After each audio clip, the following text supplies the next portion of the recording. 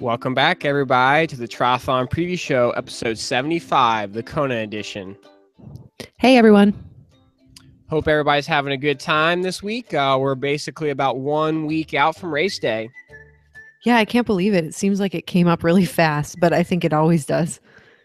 Yeah, I mean, I think so too, right? It's just at the beginning of the season, you never know what's going on. And then, like, you kind of get into the thick of things. And then, like, qualification's done. And then Kona's here again, you know? Right. Yeah. It seems like August and September always go by quickly, maybe because you have World Championships for 70.3 and the grand final for ITU. And then it's like 3 more weeks in Kona time.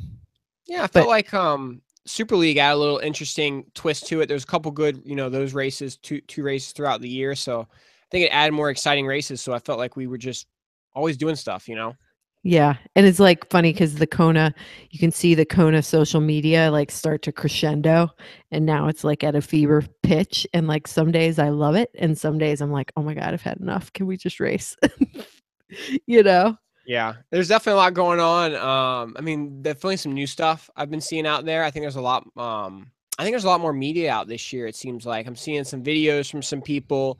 What's the Sarah Gross thing do? She's doing like fierce women, something. Live feisty. Live No, live feisty. feisty. Yeah, Live. live feisty. I Yeah. don't think she's been out and done that before. No, that's new. Yeah, so that's new. That's been doing good. Give a shout out to Talbot Cox. He's doing some videos, and those are pretty good, I thought. I mean, Oh short yeah. little videos, so they're not bad. Yeah, Um, they're great, I think. yeah, so I feel like there's a lot of buzz this year, and I think it's been interesting. They are doing well. They say it's gonna be live on NBC and NBC Sports or NBC this year. Yeah, NBC Sports. And so I kind of read the press release and they're doing like starting at 12:30 Eastern time, which is, 6:30 a.m. in Kona. They're doing like a couple hours show for the beginning of the race. And then I guess they're doing their normal kind of Saturday broadcast, but they're going to do live look-ins back to the race throughout the day. And then they go live to the finish line at like 8:30 p.m., I believe, Eastern time. So that's 5:30 Kona time, which I mean, the pros are going to be done by then, but they're going to have live coverage of the amateur athletes finishing, I guess, for a couple hours in the evening. And I'm sure on the live look-ins, they're going to cover the race. And then I guess Red Bull TV is doing the stream for everybody outside the United States. And then here in the United States, you just go to Ironman.com, kind of per usual. So the NBC is basically going to be the live NBC is different than Ironman.com, is what you're saying. Well, yes and no. Like I think the hosts are the Okay. same, but they're not doing like it's not going to be full streaming for 8 hours on NBC Sports. They're gonna like NBC.com, I believe, like NBCSports.com or whatever will be the live streaming. But if you're watching it on the actual television, it'll do Okay. like a show in the beginning and then live look-ins during their regular broadcast, like with the coverage, and then so they're not going to just show like 3 hours of the Okay. bike ride. Okay. Is Understood. kind of what I understood, but correct me. People can correct me if I'm wrong. Tweet Yeah, at I us. was kind of confused. So it looks like you might still need to have a computer and then, watching it if you want to watch the whole race for the pros. Yes, yes. So we should mention real quick before we get into our preview that Sarasota World Cup is this weekend, and quite a few, Ben Knut's there, Eric Lagerstrom, Katie Zafiris, Tyler Spivey, and it's a duathlon. So look out for that. But I guess there's some algae or something. So that's our preview. It's a duathlon. All right, let's roll into it. Let's start with the women this year. All right. Well, I mean, I guess just bib number 101, Daniela Reef. If she has a good day, is there really any way she gets beat? No, I mean I think just getting out of the way. I don't think she can get beat this year. No, if she just has her normal day, she does what she needs to do. I don't think she's going to get beat this year. She showed a 70.3 world. She's back. I mean, there was, yeah, maybe Holly Warren's would have made it different, but I don't think it would have been any different in the end. I mean, I think Reef showed us what she can do. She's back on top. She's won here twice before. There's no reason to say that she's not going to win this year, is my opinion. Yeah. I mean, I think you see crazy things happening, sickness, mechanicals. I don't, you name it. Like, if it's crazy, maybe we haven't seen it yet. But I think things can happen. But if things go well and it's relatively drama free, she's just so strong. And she's been training over in Maui, which is a bit different. She hasn't done that, but in the past, I mean, she's usually trained, I think, in Korea, but she's been in Maui because she was in Chattanooga. So I think she's strong and fit, and she doesn't have 2 Ironmans in 2 weekends under her belt this year either, which is scary, Yeah, I mean, I right? think if you just go back and look at the previous women winners, like at least the last 4, 5 years, like shit, maybe even before that, like there wasn't like the favorite came in and there was like maybe one or two, like one other, like it was a fight for the, 2 people going in for the win, and one of those Mhm. 2 people won, and I feel like the women's race is going to be like that again. Like she's the clear favorite, or the clear top 2. One of them has won in the past, 5, 6, 7 years for the women, and I think that's how it's going to be. I think the women, they just they play it smart. Like they don't give them when you're the favorite, you don't do something dumb to mess up your day, unless of course like mechanical or something Right. happens before the race. Understandably, those are freak circumstances. But I think if she can get to the start line like she needs to, in the end of the day, she'll be fine. Yeah. I mean, okay, so, like, in 2007 or whatever, when Chrissy came in, no one, like, would have looked at the list and been like, "Ooh, Chrissy Wellington, like, she's gonna storm in and win." Like, we don't have someone do we have someone lurking like that, like, that we're not considering? So okay, yeah, it's a good point. So yeah, very possibly, maybe, right? So we want to throw that in there and roll with that theory. You might, right? I mean, well, okay, so you got Lucy Charles. Let's throw her out there, right? She's a Okay. great swimmer. She will be 1 or 2 out of the water. I mean, right? Right. Okay, so she's already in the lead. She's going to be ahead of Reef. We've seen her. She has the bike course record at Ironman Lanzarote, right? Yep. Yep. So she went from basically last year not having a great bike to this year making bike course records. Okay, so I mean, we know she can bike. How can she bike at Kona? Don't know, obviously. Right. But then her run's a big question mark. So I don't know. I mean, I think she has. Let's just say I would say that would be a person that I would be interested in watching throughout the swim and the bike to see if she can have a lead on Reef coming into, the run. I mean, Reef did run under 3 hours, I think, last year, and I think she was the only one that ran under 3 hours last year for the women. Yeah. She So ran I mean, 2:56. okay, so she I mean, she clearly was the best runner in the field last year. Will she be the best runner in the field this year? Not sure. I mean, do you Right. think there's somebody else besides Lucy that might, be that? I wouldn't say Lucy's under the radar, but she's never been in Kona. Chrissy kind of was never been in Kona before, 2007. Right. I mean, well, Lucy won her age group in Kona.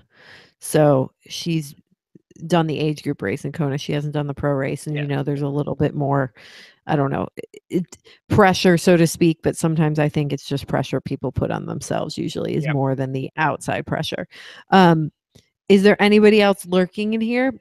Not that I can see, but that's the whole point, right? Like, Yeah. we might be totally missing someone, but I think now with the qualification the way it is, you can't just go in like Chrissy just went in and she did Korea. That's Uh-huh. it. That's the only time that we'd seen her. Like, all these women we've seen race quite a bit. So if someone comes out of the woodwork and, goes 8:46, like, and we miss that, I mean, that'd be a pretty big miss, you Yeah, know? exactly. Like Yeah, the qualification since '07 is way different. So yes, you're right. It's harder to fly under the radar.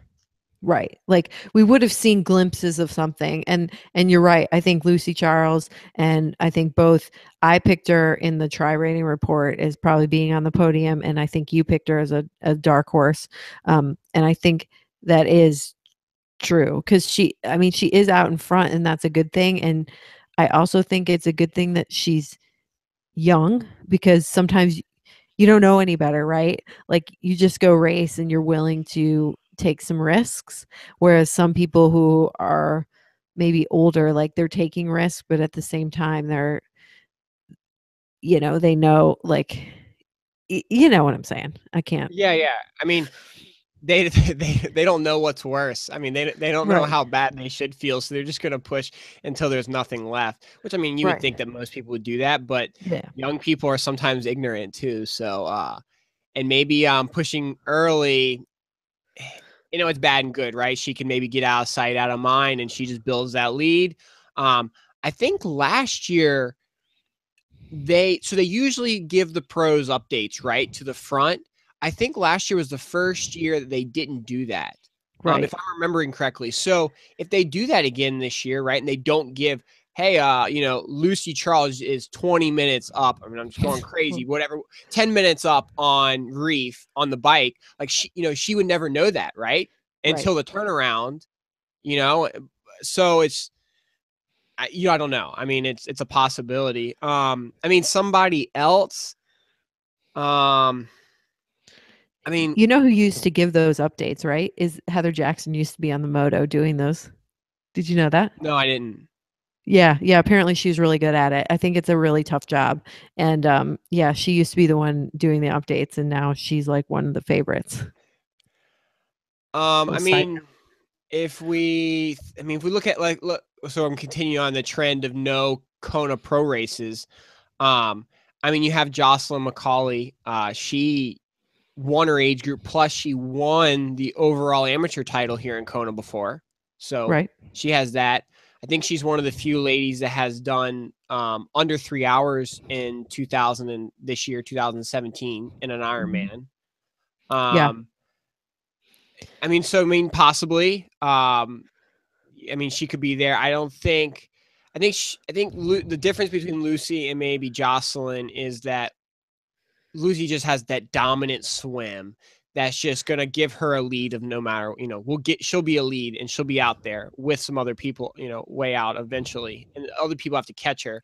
Where Jocelyn's maybe gonna come out, I think probably behind Reef, right? So like right. that's Yeah. tough, right? If you're trying to chase Reef and her bike is so strong in the second half of the Ironman, and then the run, and she was the strongest runner last year. Not saying that Jocelyn can't do that, but I mean, it's hard to make up that time gap already when you're coming out of the water behind her. Yeah. Do you think so? My thought is like you're missing a lot of like really top swimmers, right? That would make up a big group like Jody Swallow, Caroline Steffen, Meredith Kessler, um, a few others. Like, do you think maybe after, like, I really do think it's going to be like Brandon and Charles, like dueling. Chura might be able to stick on their feet or be just a little bit back. Like, do you think that there will be like a huge group or could people be more strung out heading out onto the bike? And what will that play? How will that play? Do you think that's a possibility? That's a good point. I guess I didn't really think about all those. I knew the top ladies weren't some of those, proven Kona ladies weren't there this year, but I guess I didn't think about it in the sense of that swim pack, that second swim pack. You're right. I mean, I don't know who's going to be doing that work in that behind Lucy and Brandon, right? Right. I mean, Leanna K, Um, Vesterby, um, yeah. Reef, who else? Alicia Kay is someone who's another strong swimmer. Camilla Peterson. I'm just saying, like, I just feel Annabelle Luxford, um, Rachel Joyce. could be there, but I just feel like it might be, and it also depends on the conditions. It might be a little more spread out, and then does that mean that people won't group up too much on the bike, and will people ride more to just steady, which usually yields a better marathon, or are people going to, end up in a group and end up doing the surgy type stuff, or eh, going out too fast, that kind of thing. That's, and I feel like there's also a chance that there's a larger group behind, like a third, there's going to be the lead pack, the second pack, and then a third pack. And I feel like that's full of like, you know, Mel Hoschel and Laura Siddall and Lindsay Corbin, Liz Lyles, and that's a strong group, Asa Lundstrom, like that's a strong group of people, right? And like, what if they get up to the front Yeah, or I see close what you're to it? saying. Yeah. Heather I mean, Jackson. yeah, very interesting. How it'll play out this year from the swim aspect. I really think that the groups in Kona all have to do with the conditions, and really the people, the athletes are actually less of an impact. I think that the conditions in Kona from a wavy swim or from a windy bike actually affect the packs bigger than just, oh, we have all these people that are similar ability, in the swim, or similar ability coming out of the swim together to get on the bike together. I, Right. I think that just the conditions play a bigger fact in that Right. aspect. And like, I think you're going to have someone like, say, Sarah Crowley, who comes back a little bit behind out of the swim. Like, and I see her as someone who's like not afraid to, I mean, I think she follows her plan, but I think she's really strong on the bike, and like she's not afraid to just go forward. Like I don't think she's just going to sit around and like, be like, "Oh, I'll just chill here with this group or whatever." Like she's just going to do her own race, and if that means riding through people, she rides through people. Yeah, I agree, and I feel like there's a couple people like that aren't going to mess around with the groups, and they're just going to get out and go. And obviously, Reef is one of those, so I feel like that puts her in a good position. That puts her in a better position. And so others need to do that if they have any inclination, if they have any want of getting near the top. They need to leave the groups behind, or do their own race and stop the jockeying and just go for it. Yeah, I know. And you have Diana Reisler and Corinne Abraham. Like we haven't seen her. I think she was 10th or 11th a while ago, but she's had like kind of a series of injuries, but this has been like a good solid year for her. Just I think she's working with Trisoto, just doing the consistent work. And I think she could be really dangerous because we've seen her, she won Melbourne, I think that was 2012 or 2013. Just, no one really knew who she was, and she can run. Um, so I think she's someone to look out for. I mean, is there anyone who like, I mean, Anya Bernack last year was like killing it on the bike. It was like her and Heather Jackson were like off the front, after like 90 miles, I mean, Reef was up ahead, but I'm just talking about, you know. Yeah. So I mean, what about Jody Robertson? I mean, she's our North American regional champion. Like, is she someone like, can she recover from what I think she'll be a lot further behind than like, I think she'll be out behind like maybe um Lindsay Corbin and stuff. Like I think she could be pretty far back. Like, can she move her way up? What do you think? Um, Jody's I the swim just concerns me so much in Kona. So like she was here last year, Jody, and I think it was kind of like a last minute thing. Like she got like a roll down and was like, okay, well, I'll take it and I'll go experience it. So she's back again, she won Texas. She's a good bike runner for sure. I mean, I think she had the fastest bike split at Texas too. Yeah. Um, And we were all kind of like, oh my God, her position yeah. stinks. So, I just feel like when you're talking about where she's gonna get out in the water, I mean, it's bad, I mean, I mean, she's behind. I mean, you're talking she's behind Mel, and she's behind. I mean, she might possibly be one of the worst Kona yeah. swimmers here. Like I think she'll be, like Sarah Pompiano. the year that you and I were both out there, and she's improved. Sarah has improved since then, and she finished 7th that year. But she came out of the water like I was taking pictures, of everybody coming out of the water, and I'd left. Like I had started to walk back because I had to get across the road, and then I saw her ride out, and I was like, oh, like so. Could she be that far? Like I think maybe 12 minutes or 15 minutes, maybe. You know, Well, I like mean, yeah, if we're talking to 1-2, yeah, I think she can easily be 15 minutes back. Now, if we're right, talking about from the pack, yeah, probably in the I would say hopefully the under 10 range. But yeah, you're right. I mean, so Sarah did it, and she ran to the top 10, so right, that's possible. But getting to a top 5, no. I mean, I just think you're just too far back in Kona, and the right. heat, the conditions. When you talk about her position, I mean, Texas wasn't bad. I mean, the wind picked up way late, and so I just feel like when you're up that much, and if the winds pick up in Kona, like you're gonna get blown over the road. And I don't know how she's a good rider, but is she technically savvy? Can she hold her own in the wind? I don't know.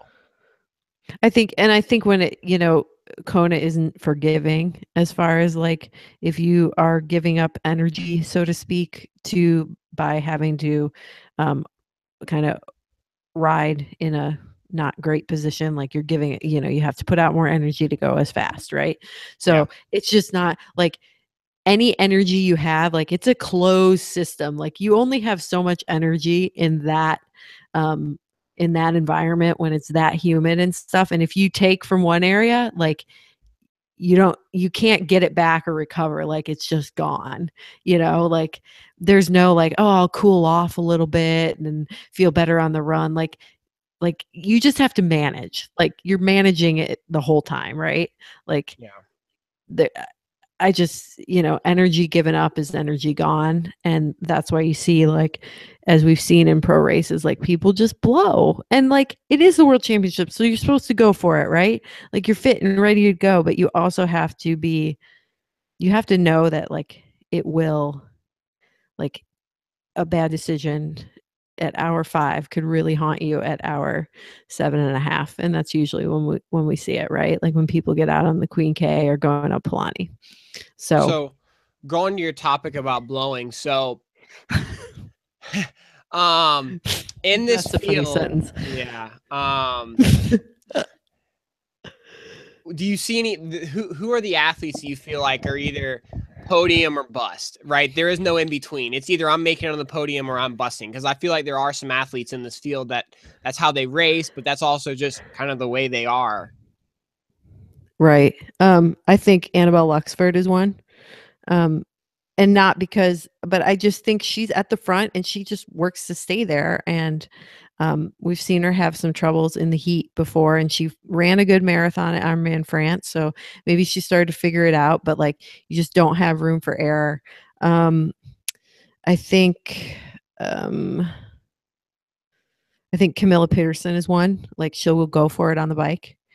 And we've seen her kind of like, end up with like a 3:28 marathon. I think Maureen Hoof, 1:28, like seen her come off the bike in the top 10 and then it gets a little ugly. Um, Mel Hall she hasn't finished a Kona yet. She had the issue with her artery last year and just she goes for it. That's how she races. Um, Nobody else like super sticks out to me. Anybody for you? Yeah, those would probably be about it. Um, Sometimes Susie Cheatham, although she's been 6th, so that tells me, like, she's got I mean, you have to do well to be 6th, yeah. but at the same time, like, I think she goes for broke, and, she was 2nd at South Africa, and she won Brazil, um, so I think she's someone who will go very hard. Do you think that's a tactic people should play this year? Or do you think maybe what's a better strategy? If we're talking about second or third, what's a better strategy this year? Consistent or go for broke? I always think consistent, but I'm not a big risk taker. So listening to me is probably not the best. And none of these people will listen to me, so that's fine. Um, I mean, I just think in Kona with the conditions the way they are, like you just have to be smart. And if you're patient and confident in your plan and know that if you are still running in the energy lab, you will pass people. That's it. Like Yeah. end of story. If you're still running the last 3 miles, you will pick people off because they will start to hurt. And I mean, I even noticed that like when we raced Oklahoma City last year, like I was so freaking far behind after the swim or out of the bike. I'm like, well, even if they blow up, I'm not going to catch them. And then I did. And I was like, oh my God, like people blow, like, like they really do. And in those conditions, when it's that hot, I mean, you'll pick people off. It's just whether you give yourself enough time to do that. Like you can't you can't wait for the last 3 miles to get everybody. You just, they'll be able to hang on sometimes. Do you think Sarah Crawley has raced too much this year to have a good Kona? Taking No, all the other factors out, just the racing too much. You don't think so? no. And I'll tell you why. I think the way that Sutto coaches, and I think that he will make you really, really good for like 2 or 3 years. And then I think then you'll be done, you know? Yeah, I So mean, she hasn't built up that much. Like this is her first year like doing this full time and stuff. Like I think she's still in that like honeymoon phase. And I think she'll be good. okay. What about I had one more? Oh, I mean, so you obviously have Reef coming back from the podium. Your other podium returner is Heather Jackson, and we haven't talked about her that much. I mean, I- I mean, neither of us have picked her for the podium. So where do you think she's going to come out at? What's going to happen? I just I don't know. I don't know why. I just think it's really hard to keep podium like unless you're I don't know. Marinda Carfrey has been the one who's been able to do it consistently. She's always been on the podium and she always does a super smart race and focuses on like the run cuz she knows that's her thing and like if you can run well in Kona, you're going to finish well. Um for and Heather has run pretty well in Kona like 3:08 or 3:10 or something like that. I just have a feeling that it's just not the year. And I don't know why, and I could be totally wrong, but my intuition is like it's just not the year for some reason. And I think she's like it's I hate saying this, but I think she looks thin. And I don't know that can be really good or that could really be bad, especially for your power on the bike. What about Rachel Joyce? So, right. So before she had Archie, I mean, always top five, basically. I mean, always maybe even top three too, right? The person that's just always consistent. I mean, where Right. is she this year, right? So she's done 2 Ironmans in less than 6 months. Right. I think no, 3. She Three. did Boulder, Whistler, Mont Tremblant. Montreal. Okay. I think she's top 10, but I don't think that she'll have the sharpness and that extra that you need to be like top 5 or top 3. But I think she's top 10 and then hopefully she takes a break and that'll set her up well for next year and then she'll be strong. She's strong. What do you think? If I remember correctly, I put her third because I think I went Reeve, Crawley, Joyce, and my picks for the Kona report for Thorsten, just because like I feel like she's just going to be consistent. She's going to do her own thing. Like you said, she knows all she needs is a top 10. Then she can relax this year, come back next year even stronger, less mileage on her legs. But I feel like that will be the ticket this year for the podium because I feel like just don't there's just nobody out there that's like, yep, this is my second place person. This is my third place person. So there's a mixture of people. So I mean, if I'm gonna be smart, I mean, I'm gonna pick the person that's basically always been there and not try to go crazy. Yeah, I understand she has 3 Ironmans on her legs in the last 6 months, but she's a veteran. She knows what to do on the day. So Okay, let's we can start wrapping up the women. Like last thing you just said veteran. Like so we talked last week, I believe, like we haven't mentioned Lindsay Corbin too much. She is a Kona veteran. Like this is I think her 11th time or something like that. Like what about her? I mean, You mentioned the good runners always have good days in Kona, or better opportunities. But I feel like she hasn't. It's been a while since she had that that top performance to put her in the top 10, top 5 area. I just feel like she doesn't got it when it needs to happen in Kona. I get the one thing I get worried with Lindsay is I know she likes to work really hard. And sometimes I get worried that, like, is she overworked at this point in the season? Like, she did a great race at Canada in Whistler.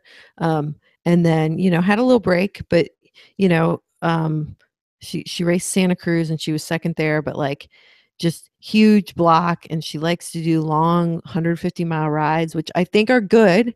But at the same time, if you've already done like a lot of training for the year and you've done an Ironman in July at the end of July, like, do you really need that 150-mile ride again? Like, you've done it.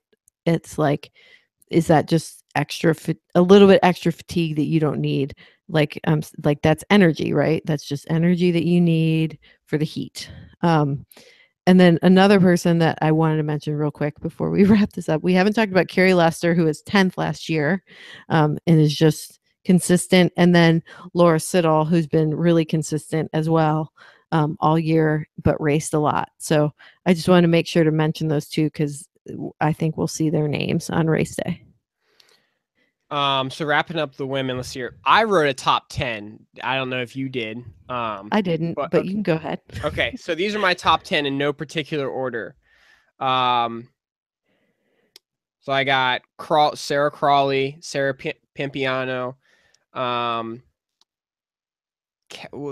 Finnish girl, Finland Oh, girl, Kaisa. Kaisa, Mickey Halborough, Yep. Jocelyn McCauley, Lucy Charles, Heather Jackson, Rachel Joyce, Daniela Reef, and then my last one is Annabelle Luxford.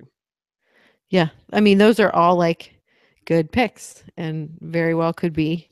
Like it's Kona, like they'll definitely be a favorite that won't, not a favorite, but that will have something happen, or someone gets sick or whatever, or mechanical, or just they don't have it on the day. So yeah, I Are guess we'll have you to wait and see. sticking with your top 3 you put in the try rating report? Am I still keeping that? Yeah. It's been a while. It's been Yeah, maybe for like a now. month plus. No, I'm a hold strong, but like you never know in race week we might start to hear little rumors filtering out. So I reserve the right to change at the last minute. Yeah, I'm keeping my women too the same. No issue there. Okay. All right. So we've talked about the women. Let's move over to the men. Um all right. I don't even know where to begin with this. Okay, so um I got something. So I mean, initially when I was looking at this, I was going like Jan, Jan, Jan. There's no way. Like same thing, Reef. No way, right? right. No way anybody's beating them. And I don't know if it's other people I'm talking to or just other things that I'm hearing, but I feel like that there's actually people that don't think Jan's gonna win, and I don't know. I don't know if that's influencing my decision now, but I feel like I'm just hearing that the men's race is going to be very interesting. Like what are you hearing? I mean, just the people are just they're just talking about certain people and giving their thoughts on certain people, and they just feel like that the men's race will be a race where I thought, I mean, when I made my picks, that was done. Like check, done, Jan for the win, and other Right. people are like, oh no, like I wouldn't. Yeah, he might win, but it's not going to be easy as you think it's going to be, or whatever, right? I just didn't know if you've been hearing or what your thoughts were on, like, we obviously said Reef for the win, done, check. Is that the Right. way you're thinking for the men? Well, I mean, if you look at the history, like Jan has been like he's been third, first, but it's not like he won by a ton. Like Reef won by a ton last year, right? Yeah. Like Jan won by what, 3, 4? I mean, maybe minutes. Like it wasn't like he was out in front and he's going to be out in front during the day, but it wasn't like he was like crazy dominating or No. I Less mean, than I 4 think minutes. Right. Like, I think, if we talk about last year just real quick, like, I think Sebi, like, totally overran the first freaking 5 miles. Like, there was no need to close that stupid gap and, like, run next to Jan. That just gave Jan, like, a look into how Sebi was feeling, and Jan could kind of, like, be like, "I'm running the same pace as you right now, and I'm running easier." So, Yes. Okay. um, I do think, like, there might be some different dynamics, because you have, like, someone like Cam Worf who, like, is he gonna try to bike through everyone? Josh Amberger, like, I think he's going because he only races one way. He drills the swim and then rides the bike hard, and I think he'll do that. Like, I don't think Josh is gonna be someone who's like, "Oh, I'm just gonna sit on their feet and, like, save my energy." Like, no. He's racing. And I think that's just how he races. I can respect that. So I think there'll be people out in front, but whether I mean, the one thing I've been thinking about is I just hate the group, and I hate everybody talking about the group and how you got to be in the group, and the people like who are flinging off the back like on the downhills and the uphills and like have to sprint, and it's like to stay in the group. Those people are just eliminating themselves because they shouldn't be in the group. They should just ride their ride and they would finish a lot better. Like the people who are up in front, like Jan and Ben Hoffman and Tim O'Donnell and whoever else ends up there, like, those few guys, like I feel like they're riding a little bit steadier than the people like in an ITU race. Like when you go around the corner, like the people who are first around the corner get an easier, like it's the last guys who get gapped a little bit and then have to sprint over and over, Yeah. Yeah. you know? Yeah. No, I see what you're saying. That's I agree. I just get sick of people being like, "Oh, the group's so important. If you're not in the group, like you're out of the race." Like I totally don't believe that. No, Like you're right. When was the last time somebody in the group won? I don't know, Uh, probably a long time ago. I I mean, mean, maybe Pete Jacobs in 12. I don't remember. I mean, obviously he was a good swimmer. So I'm just trying to think about it, but maybe Pete Jacobs. But I mean, Jan doesn't ride in the group. Sebastian, blows past the group. I just don't. You're right. Like, okay, yeah, it might get you in the top 10, but that's not how you're going to get top 5. That's not how you're going to get top 3, and you're definitely not winning that way. right. And like I think if you're trying to get top 10 and like that's your goal and you think like and I could be totally I get it. I could be totally wrong. And somebody listening to this could be like, "You're such an idiot, Emily. You don't know." That's fine. This is just my opinion. But I think that if you're trying to be in the top 10 and you think like I have to stay with the group to be in the top 10, but you're overriding, will not be in the top 10. Like because if you hang back and ride your race, you will people blow up on Ali'i and they blow up going Polani and they pull out on the Queen K. It happens all the time. And especially, and I'm not trying to be mean to the men, but the men's field, like a lot of them, like they go and they override and they blow up. Like Jesse Thomas talked about it last year. You get caught up and you just go, and then it's a long 5 hours after you blow up. Yeah. Right. And I So, think that's just the difference.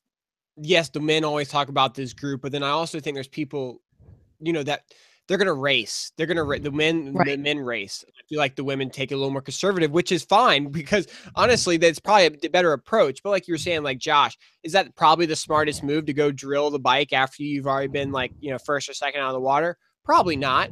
But hey, like that's what he wants to do, and that's what he's gonna go do. And so yeah, that's not the group mentality, but that's another thing. He's gonna race. So if he's walking back to this finish line, hey, he's happy with that because that's how Right. he wanted to race. I don't think he overrides off the front. I think he rides hard, but I don't think he overrides. Like I think Sebastian Kienle rides hard, but he doesn't override. I think Ben Hoffman knows how to ride. Like I think some of the people who come out and they end up kind of blowing like around the airport on the way back and they get dropped and lose like 4 minutes there. Those are the people that like override a little bit. Like Mm-hmm. and then they are the ones who like really suffer on the marathon.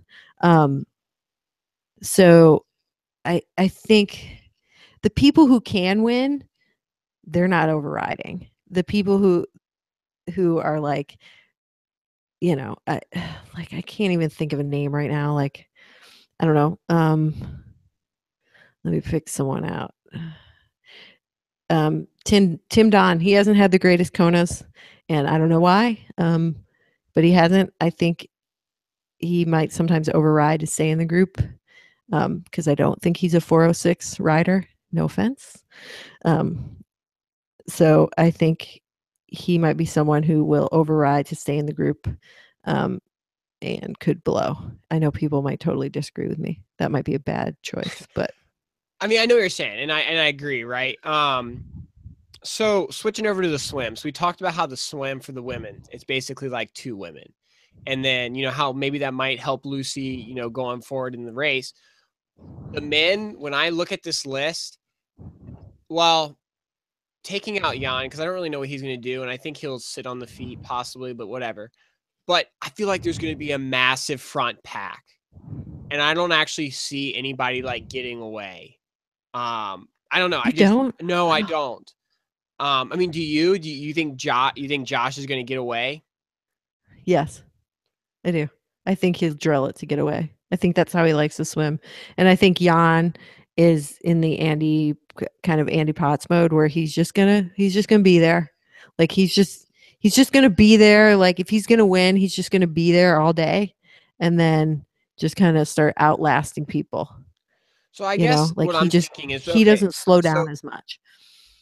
so if Josh is going to go drill the swim, I'm thinking, why is Jan going to give up a free ride? So then Jan's going to sit on Josh's feet. And then you also have Harry Wiltshire. I mean, he was first out of the water, and he doodled around real fast, so he's not going to lose Josh's feet. So then you got 3. Well, I mean, you've got 3. Like, why is Potts going to give up a free ride? Like, he might as well sit 4th. So I guess I'm thinking about all these good swimmers because they are all good swimmers, and so I feel like the Right. line just gets bigger and bigger and bigger because, like, basically you have all these people that could be first out of the water, but who really wants to be first out of the water? So they're just going to sit and wait. I mean, basically that's what Harry did last year, right? I mean, he just sat and waited. So why is Jan not going to do the same thing? He's just going to sit and come out 3rd. And then, I mean, Right. yeah, Andy's getting older, but he's always been in that area. So how is this year going to be any different to me? So I feel like I'm thinking about it, and it's like, oh, well, he's going to be there, then he's going to be there, and then, well, shit, there's 5 in the group. Like, why can't there be 6 and 7? I don't know. No, I you're guess that's my thing. Well, you're right. So if you look at long distance worlds, like it's a smaller field. So there's less room for error if you want to sit on someone's feet. But like when you have more people, there's more feet to sit on. Yeah. And if you have 3 strong people, well then 3 people can sit on their feet. So I get what you're saying. I personally I don't think this is Andy Potts' year. I think he's getting older and I think he's raced a lot in his career. And I mean, I think he very well like at long distance worlds, like he couldn't sit on Josh's feet. So he's not going to be the one to be sitting on feet. Like I think he's going to be the one to be hanging on. True. That's True.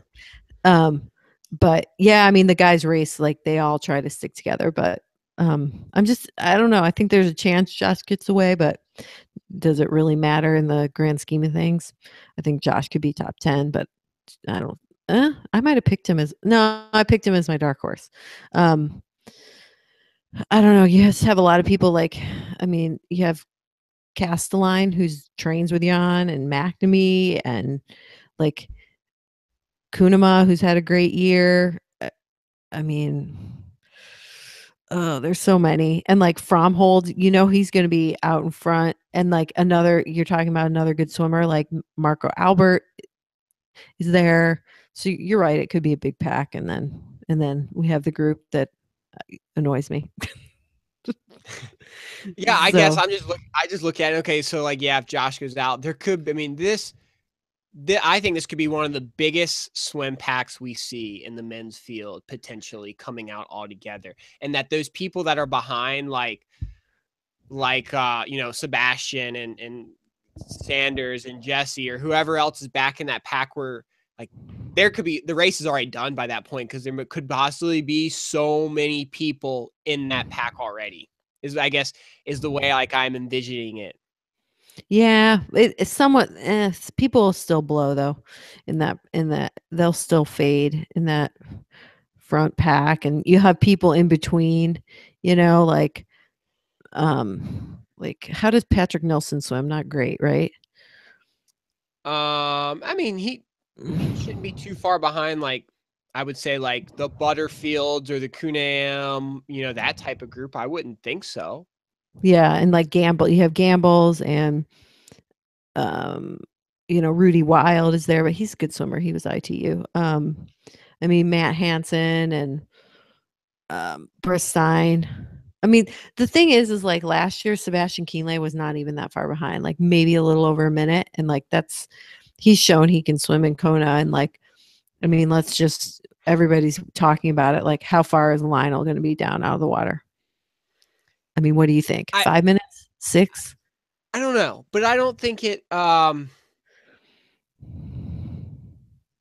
mean, I don't know. People want to say like he came out, with Sebi or right behind Sebi in this swim or that swim, but Sebastian doesn't care about those races. Like this is all he cares about. Like this is all that matters to him. And like you mentioned, he was 1 minute behind or whatever he was last year. Like he knows how Kona works, and he's gonna make that. He's gonna be where he needs to be on the Kona swim.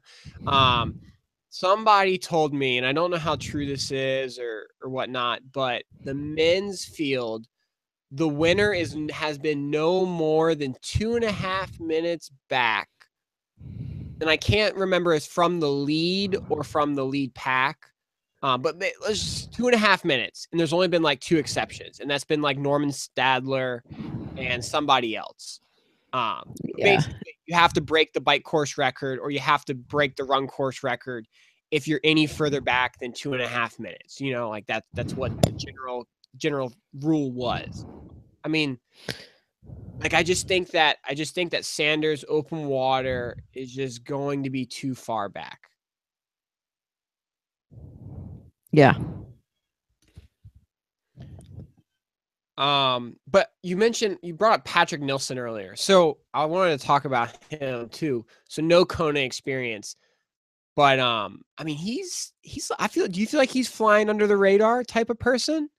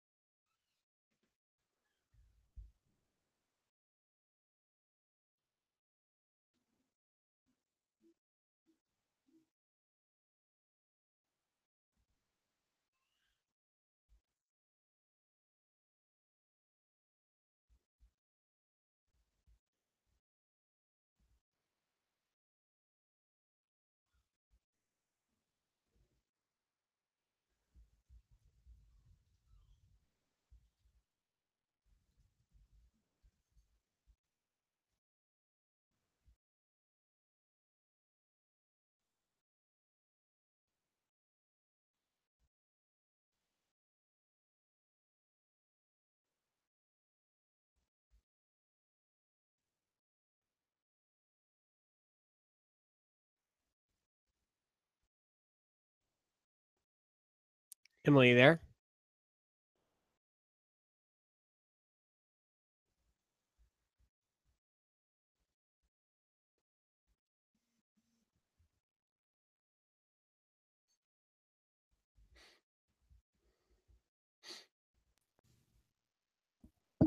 Are you there? Yeah. Okay. We lost some cuz my Wi-Fi just went out. Okay. I don't like. It says we're still live, so I don't know what we should do right now. Well, I kind of wrote down the time that this happened, so I'll be able to figure it out. But what happened when it stopped, I believe, is you said, and so I can edit all this out. That's no problem. You said, I think Sanders, and then it dropped. Okay, so You you was, asked me about Sanders. Okay. and Yeah, then yeah. yeah, and you said I read that um you were saying I don't think like his open water is, whatever, whatever. So just go on that and then or maybe we just start that whole thing over. Wait, what were we how do we get into that? Um, We were talking about how 2.5 minutes back. yeah, you heard all that, right? You heard all the 2.5 minutes back, and Right. then did you hear where I basically just said I just think Sanders is too far behind? No. So start with that. I think Sanders and then just go. Okay. Yeah. Okay, wait, let me note the time. 4:37. I don't know how far this is, but okay, go. So yeah, I think Sanders is just going to be too far behind out of the swim to win. Yeah, maybe top 10, I think is very possibility. Top 5. I think it's so hard just to say if he'll be top 5 depending on what happens with everybody else. But yeah, wins out of the question. I even think 1, 2 is out of the question when you're just that far back. Do you think do you think he could set a bike course record? Not trying, just it happens, it's like a good day. Like, do you think he's that strong? Well, that kind of leads me into something else, but he could set a bike course record if he wanted to. Should he? He probably shouldn't. Will he need to off of his swim? Yeah, he might need to put him back in the race. Um, no, I take that back. I don't think he needs to set a bike course record to put himself back in the race because his swim's still developing. So I think he knows that. Like I think deep down he knows that his swim is going to still take a while. So with his swim and then a killer bike and a killer run, hey, you know what? Here comes a fourth place finish or something. And I think he'll be okay with that because he just knows his swim's still not there yet. Do you think he does well in the heat? Like his Ironmans have, he did Texas that one year and it wasn't great in the heat. Um, do you think I mean, he did what was the world record at Arizona. It was, I mean, it was a temperate day. Do you think he is someone who does well in the heat, or he's got that figured out? I think he's got to figure it out. I'm not worried about the heat with him. Honestly, the only thing I'm worried about with him is the swim. I have no other even lingering concerns about Sanders except for the swim. I think he can bike with the best and he'll run with the best if he has to. Okay. He's just, yeah. I sometimes that's the one thing I just think maybe the heat could get to him a little bit. Um, I mean, I know he does the heat training indoors, and I think that's good, but at the same time, there's nothing like being in it and being outdoors and there's something to be said. And I know a lot of people do all their training on the trainer and they do just fine and they probably can kick my ass, but there's something to be said for having to ride and resist wind and handle your bike. Like that takes a little bit of energy too. The And sun.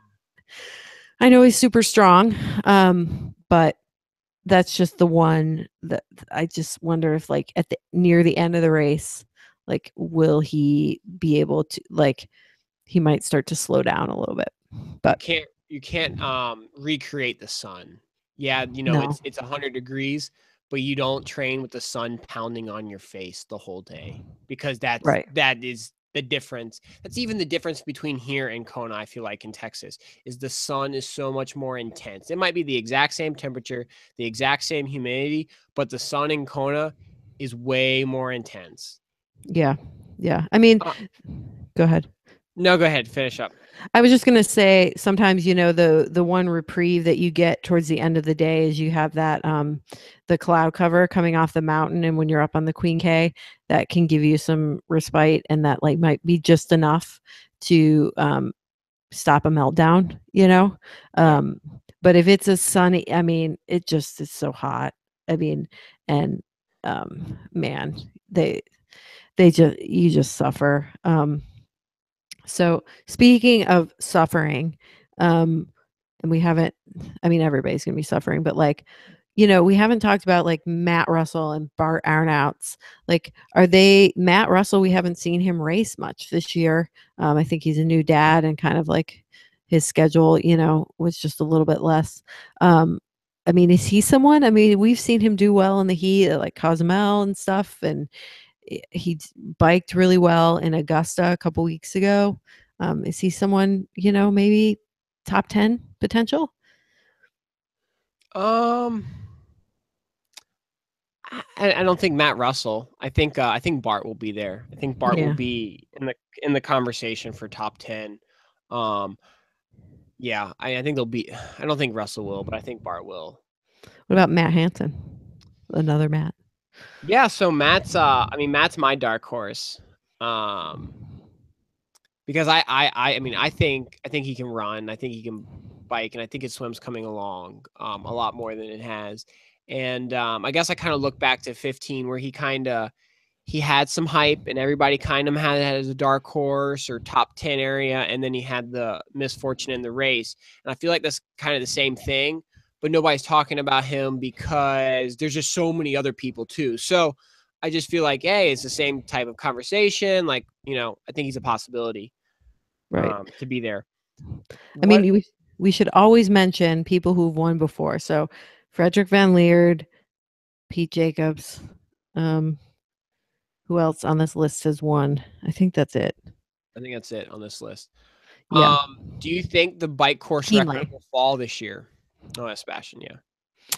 No. So okay, No. that's fine.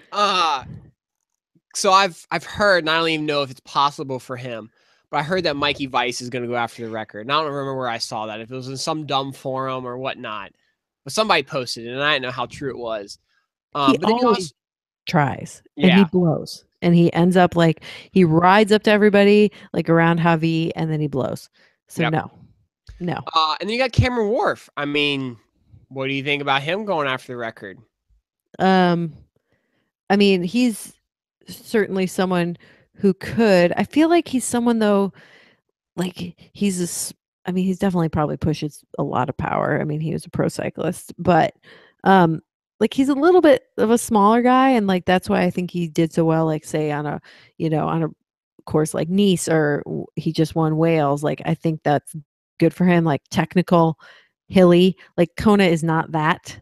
So you got to push like big power especially to get away from the group because we do know that having a big group like that saves energy, right? So it's hard to just ride away from them. And I feel like he wouldn't do that if he thinks that he could, hang on for a good run. Like, because if he runs, like, say he rides in the front group, maybe he tries to get away a little bit and get a couple minutes buffer towards the end when people are starting to fade. If he runs low 3 hours, like, he could stay in the top 10, you know? True. Yeah. So I don't even know if he'll go for it. Um, but sometimes I think when you go for it, it just doesn't happen. Um, which is why I don't think Mikey Vice will do it. But like sometimes I just think it has to be like just that day. And the winds Yeah. are good and your legs are good and the effort's hard, but it's like you can do the effort. It's hard to call. Like I just feel like when people have gone for it, it doesn't end well. Um, what about, since we're in the United States, like Ben Hoffman and Tim O'Donnell, um, we talked about Matt Hansen, we've talked about Andy Potts, and we've talked about Russell. Like, what about those two? I mean, they've been kind of our perennial like top 5 podium people. Like, how do you think they're going to do? I mean, I picked him for my podium. I'm pretty sure I picked him third. Yeah, Um, you did. I I think he's gonna have a good day. I mean, I think Hoffman's gonna have a good day too. And I could totally see Hoffman on the podium. Um, I just went with Tim. I felt like he's had a kind of calm year, racing. He had the baby, so he's kind of like taking a step back, um, and not race as much. And so I feel like he's ready. I've seen Hoffman though, and man, he's just killing some stuff out there. And he had such a great South Africa, right? Yeah. Yep. Yeah. So, um, I mean, he'll be there. I think both of those guys, O'Donnell and Hoffman, have a good shot at top top 7 area. Possibly top 5. Right. And I mean, Ben Hoffman, he's got a new coach. So he's working with the Ryan Bolton guy who coaches the woman who won the Boston Marathon. I can't remember if it was last year or the year before. So I feel like that was a move to like make sure, like, he's had some good runs, but he hasn't had that like standout run in Kona. Like, they've been solid, like low 250s. I think like that was a move because he wants to have like, he wants to run like 243, you know? Yeah, I think this year you're going to need low 240s to win.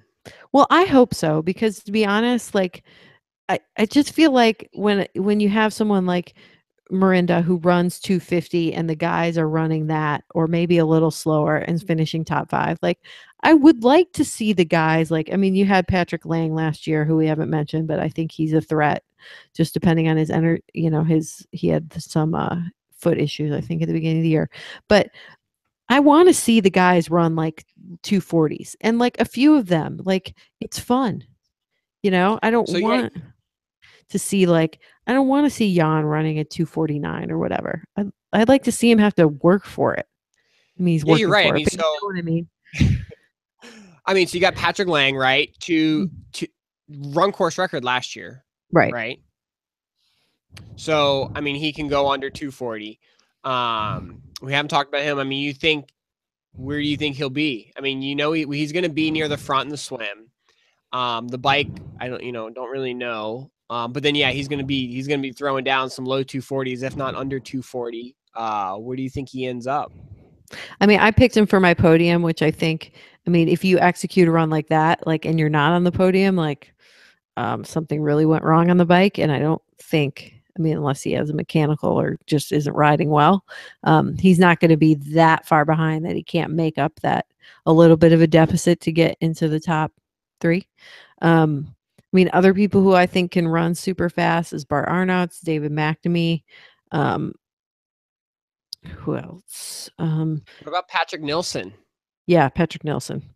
Yeah, I What do you think think about him? his first Kona, yes. Yes, it is. I think he has the talent. Sometimes I wonder if it's your first Kona and you've been training with the guy who got third last year, like, and you got third at Frankfurt. Like, do you overpressure yourself? Did you overextend in training? And are you know what I'm saying? Like, are you thinking like, oh, I could be if I just, whereas I think to do well in Kona, you just need to just keep doing what you're doing, like dance with who brung you, like, did he take too much out of himself? That's what I'm worried for about. Who is going to be first off the bike? Um,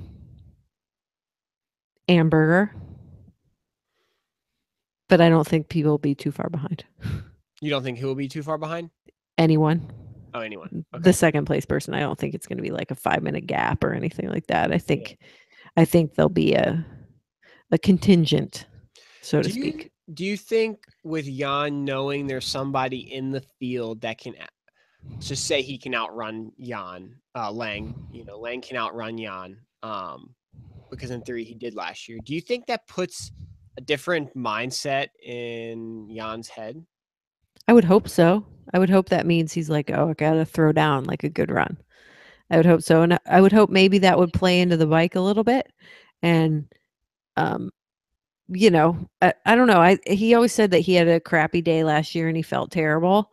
Um, so maybe he's changed his preparation a little bit. I mean, he's known for being like someone who works really, really, really hard. Like, did he maybe lay off a little? Sometimes it's about like laying off a little bit. Like, he's got the depth of fitness from all the years in triathlon. Like, is he a little sharper this year because he knows that like at the back half, like he's got to have that extra gear? Maybe. So maybe it doesn't change the day as much as it changed the preparation. Okay. But I don't know. But he was training with Nick and David McNamee, which I think is good for them. Or, I mean, Nick's done it. Well, this is his first Kona, but like David McNamee, like, did he overextend himself, like training with Jan, trying to get in the top 10? you Yes, know. because he's been like 11th and 13th or Mhm. something the last 2 years. I feel like he's yeah, something like that, or has he been 11th twice? Like, something frustrating. Yeah, something like that. Yeah, I mean, there's just so many other people we haven't mentioned, but I mean, James Cunham. I mean, he's been killing it the second half of the year. yeah, Boris Stein, always in the top 10. yeah, Can he break into the top 5 area? right. I mean, he's someone who can run really well too. So, James Kunama. Kunama. Yes. Cyril Vannot, been top 5 twice, maybe 3 times before, I but think he's been like 5th and 6th. 5th and So, 6th. yeah, so but he got he got taken out by a car at the ITU long distance worlds. I don't think they hit his back wheel or something, but I don't know what kind of effect that had on his preparation, you know? Yeah, yeah. But yeah, I mean, you always have to look to those people who have been, I think, in the top 10 multiple times. Um, and then there's always someone that you not didn't expect, but like is new to the top 10. Like, could it be Rudy Wild or David Dello? I mean, he won Ironman Australia. I mean, he's a really good bike runner. So he's someone who I think you might see, but wouldn't expect. Um, how do you think Tim Reed's going to do? I think it'll just be so top 20, not top 10. I don't Yeah, know. I agree. I don't know. I just don't see the it factor from him to be in the top 10. Yeah. What about Tim Don? I have him in my top 10. He's had a good year. Yeah. He hasn't. I don't think he's shown it at Coney yet that he's top 5 potential. But I think this year, I think he's top 10 potential. Yeah, for sure. I mean, I don't think he's going to be dominating like he was in Brazil. No, agreed. I don't either. And I think, obviously the course factors play into that. We'll just say that. So I know he's been working on his position and he's got that time trial coach, but I think this is just a different whole ball game. And I think you're right. I think he's like ready for a strong race. I mean, he was third at 70.3 worlds, but yeah, I think he's got like this year and then he'll just keep moving up because he's certainly a talented enough athlete. Yes, I think he'll move up even more next year. I think top 10, but I don't know. You got to show me something before your top 3. And there was this other, I think it was actually Jordan Rapp that posted something. Yeah, I know. He posted something that saying that the winner has basically always been either a past winner or podium before or something like that. I think I Right. remember. Yeah. I mean, Um, it's very true. Yeah. so if you're not on the podium or if you're not a past winner, you're not winning the race. Is basically what it came down to. Right. And so, but there's always someone who gets on the podium, like, you have to Yes. get on the podium for the first time, like Yep. Lang. So he's someone, oh, yeah, maybe. But I mean, it is true. Like the injury at the beginning of the year could play well for him. Like he's not I think it tired. does. Yeah. And so that's good. And, no penalty. And I think he's in it. And if he's hunting people down at the end of the race and running strong like he did last year, like, look out because we've seen how that plays out in the women's race and usually it works pretty well. Yeah. So I got top 10 again. I wrote them down, so I'll give them to Okay. you real Yeah. fast. Yeah. I got Patrick, no particular order. Patrick Nilsson, Lionel Sanders, Matt Hansen, Boris Stein, Lang, Tim Don, Timothy O'Donnell, Ben Hoffman, Sebastian, Jan. That's good. Yeah. I think so. You don't have James Kunema there. I do not. And yeah. Don't have Bart, don't have McNamee, don't have, Yeah. There, I mean, it's yeah. hard. It's hard. I had to keep marking people off my list. Yeah, I know. I know. But we'll all find out next week. And we're going to do a little bit more previews next week. We're going to have some special guests. So I'm sure we'll hear things as race week progresses. And so we'll be back with another show kind of early next week. Yeah. Or are you still sticking with your men's pick right now? Yeah, I'm holding strong until I hear otherwise. You know, it's like on a test, like you go with your first instinct. Yep. All So, right. Well, I think that about concludes it. yep. Thanks, everyone.